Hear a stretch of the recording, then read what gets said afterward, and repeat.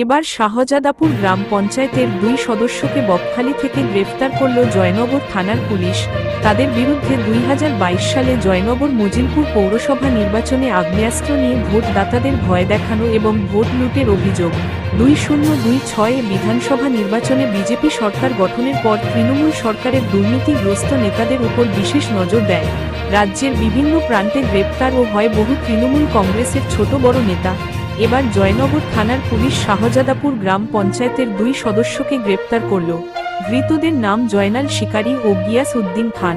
2022 সালে জয়নগর পৌরসভা নির্বাচনে আগ্নেয়াস্ত্র উঁচিয়ে বিভিন্ন বুথ দখল করেছিল তৃণমূল আশ্রিত দুষ্কৃতীরা।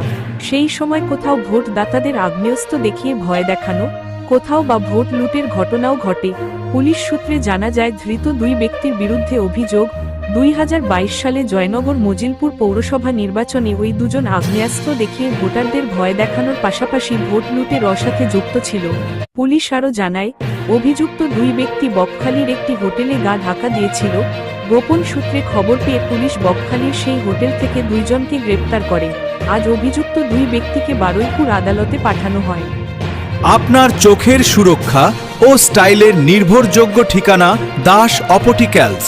দক্ষিণ বারাসত বাজারে অবস্থিত আমাদের প্রতিষ্ঠানে পাবেন যাবতীয় চশমা অতি সুলভ মূল্যে, আধুনিক ডিজাইনের সানগ্লাস, অন্যান্য ধরনের পাওয়ার ফ্রেম এবং কন্ট্যাক্ট লেন্সের কম সময় প্রস্তুত আপনাদের সেবায়। স্টাইল হোক আপনার, সেবা আমাদের। দেখুন ভালো, আত্মবিশ্বাসী। আজই চলে আসুন দাস অপটিক্যালসে। জয়নগর আপডেট, সত্যের পাশে, খবরের আগে।